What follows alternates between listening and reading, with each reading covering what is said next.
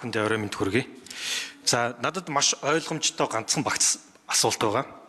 За тэгэхээр Монголын татварын алба, сангийн яам, за ялангуяа орлого хариуцсан дарга үндэсний аудитын газар бэлдэж байгаараа. За оюу толгойтой холбоотой татвартай холбоно. Оюу толгой яг том зургаар аваад үзэх юм бол 13 оноос хойш орлого олж эхэлсэн. Тэгэхээр 13 оноос 2026 оны 3 сар хүртэл бол нийт 23.8 тэрбум долларын орлого олсон байдгийг. За үүнээс Монгол улсад засгийн газар төлсөн амнаад татвар хураамж ноогдлоош угаасаа байхгүй.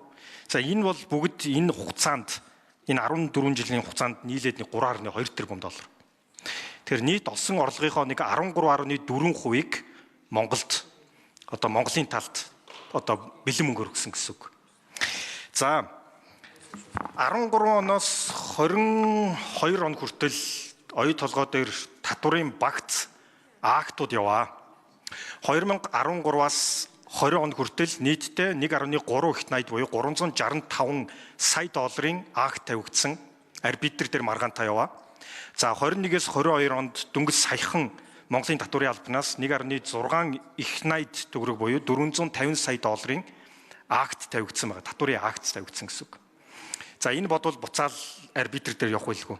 Одоохондоо гомдол гарах хуулийн хугацаанд дууссан юм л. Тэгэхээр миний асуух гэдэг асуулт 2013-аас 20 оны хооронд тэр 365 сая доллар оюу толгоогоос Монголын татварын алба буюу төрийн санал бол шилжсэн мөнгө тийм үү.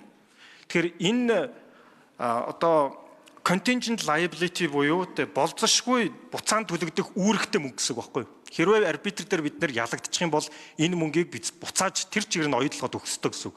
Арбитрийн шийдвэрээс эцэлний шийдэгдэнэ. Тэгэхээр энэ мөнгө сангийн яамн дээр яг яаж бүртгэгдсэн бэ? Энэ мөнгө байна уугүй юу? За энэ дээр үндэсний аудитын газар бас ямар дүгнэлт гаргасан бэ? За хоёрдугаарт за дөнгөж 4 сарын өмнө 2026 оны 2 сард оюу толгоогоос төрийн санал руу 21-ээс 22 оны татварын акт буюу нийт 1.6 их найд төгрөгийг төрийн санал руу шилжүүлсэн. За энэ бол шууд орлого бол биш. Буцаад арбитрийн шийдвэрээс эсвэл гомдол гаргахаас шалтгаалж иргэн төлөгдөж болзошгүй contingent liability буюу буцаан төлөгдөж магадгүй үүрэг хүлээж ийн гэсэн үг байхгүй юу? Тэгэхээр энэ мөнгө өнөөдөр төрийн сан дээр бас ямар бүртгэлтэй яваа вэ? Ямар бүртгэлтэй байх ёстой вэ? Энэ үргэлжчээгүй үстэй. За энэ асуултуудыг сангийн яам Монголын татварын алба үндэсний аудитын газраас асуугаад нэмж тодорхойлъё. За сангийн яам хариулъя, дараад үндэсний аудит хариулъя.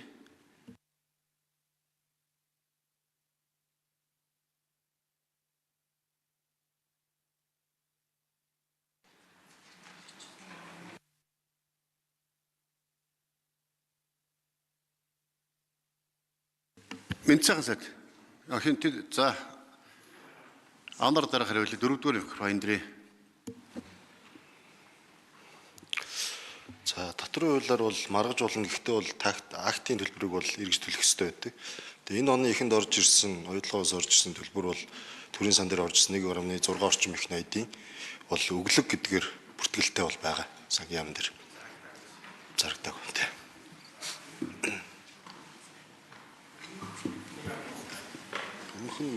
За гишүүдийн асуултанд нэг тодорхой хариулчмаар байгаа шүү дээ. Тодорхой хариулчмаар байна.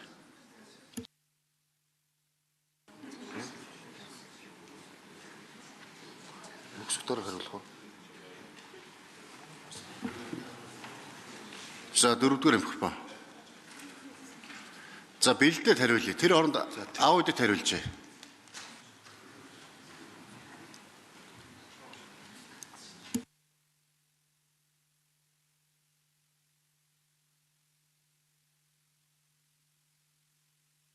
Гуравдугаар микрофон.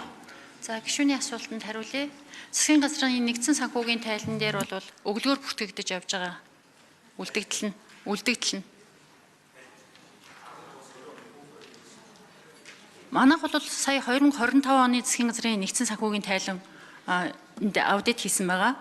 Энэ аудитын явцад бол одоо оюу толгоогоос үлдсэн үлдэгдэл төлбөр нь өглөөр бүртгэгдэж явж байгаа жилийн эцсийн байдлаар 12 сарын 31-ээр. Тэгэхээр одоо 13-аас 20 оныхыг он дамжаад ингэж үлдсэн нь 25 оны 12 сарын 31-ний үлдэгдлээрээ бүртгэгднэ л гэсэн үг.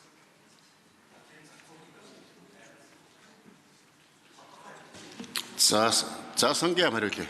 Ажлын хэсэг 4-р микрофон.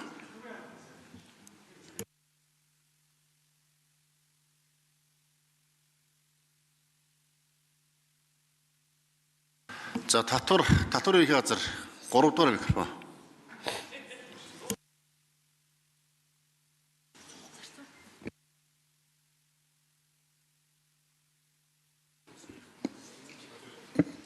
Дотроо ерхий газар цагт наран.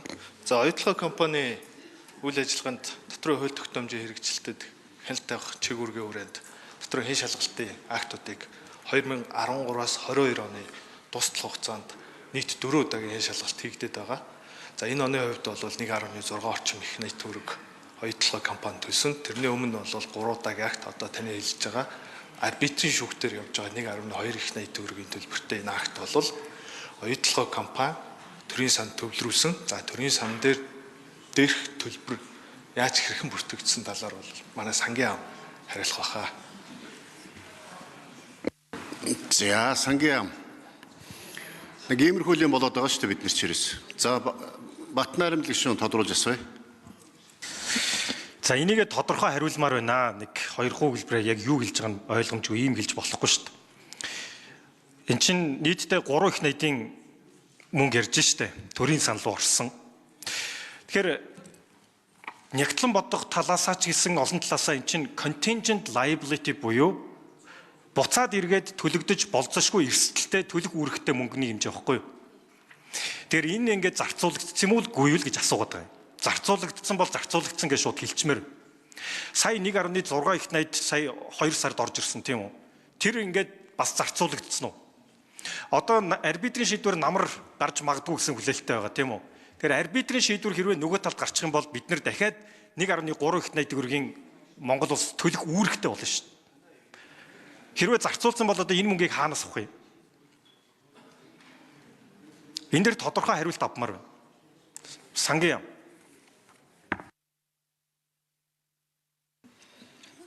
За Сангиам хариулъя. Хэрвээ одоо хариулах боломжгүй бол бичгээр хариулъя гэж байгаа шүү дээ.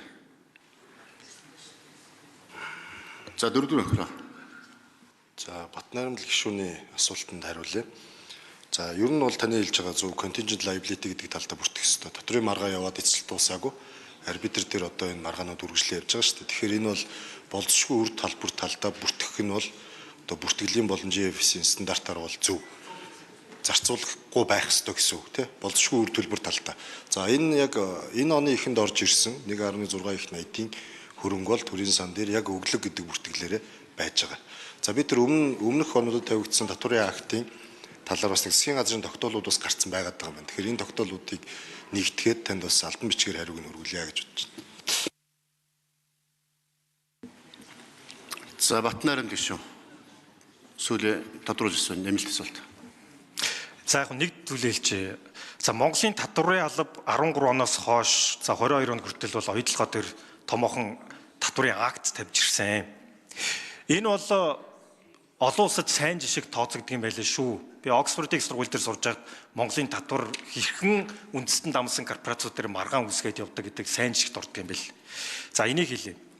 За хоёрдугаарт гэхдээ энэ татвар маргаантай мөнгө иргэн төлөгдөх эрсдэлтэй байдаг учраас энэний бүртгэлийг зөв хийж тэр мөнгийг болж өгвөл зарцуулахгүй байхгүй бол бид нар дараа нь арбитрийн шийдвэрээс шалтгаалаад том өрн дундгийн штэ.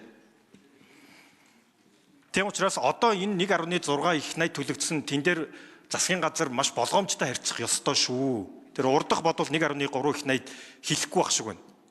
Одоо зарцуулагдсан л баг л та. Одоо арбитрийн шийдвэр яаж авах юм бүү мэд. За яг л одоо ийм л асуудал болчиход байгаа нь саяны кейс. Гишүүдийн асуултанд үнэн зөв бүрэн гүйцэд хариулт өгөх ёстой. Үнэн зөв хариулж чаддаггүй, гүйцэд хариулт өгдөггүй учраас бичгээр хариулт гэж бичиг явуулдаг. Бичгээр хариултууд бас заримдаа ирдэг, заримдаа ирдэггүй. Тухайлах юм бол түрүү одоо Цогтбаатар гишүүний яриад байгаа асуудал дээр Монгол банкнаас 2026 оны 5 сарын 18-ны өдөр бичгээр хариулт ирсэн байгаа. 4 утас. Монгол төгрөг бусад улс орны валютын эсрэг хязгаар шангаж эхлэхгүй ямар бодлого баримталж байна вэ? Хариулт хангалттай биш байсан учраас бичгээр хариулт өгсөн. Бичгээр хариултаа 5 сарын 18-нд ирүүлсэн. За хоёр дахь асуулт. Ипотекийн зээлийн хүртээмж хизээ нэмэгдэх вэ? Ямар бодлого баримталж байна вэ? Бас одоо 2 утас хариулт ирсэн. Иймэрхүү байдлаар хариултаа ирүүлээд байдаг баймаар байгаа. Гэхдээ хариулт ирснийг нь гишүүд бас ирсэн бол ирсэн, ирээгүй бол ирээгүйдээс тодорхой үнэн зөв бас ярьдаг баймаар байна. Хариулт 5 сарын 18-нд өгсөн байхад өгөөгүйгээд ярьж байгаа байхгүй юу? Нэг талдаа бид нар бас эрхээ эдлэн, нөгөө талдаа бас өөрсдөө үүргээ биелүүлнэ. Аль аль нь үнэн зөв бодиттой мэдээлэл өгдөг байх хэрэгтэй. Энэ бас гишүүдч хамаатай шүү. Тэгэхээр саяны Батнайрамд гишүүний асуултанд сангийн ам бичгээр бүрэн гүйцэд хариулт өгье. Тамгын газар бүртгэж аваад нэхэн шүү. Эргэж танилцуулна шүү гэсэн. За.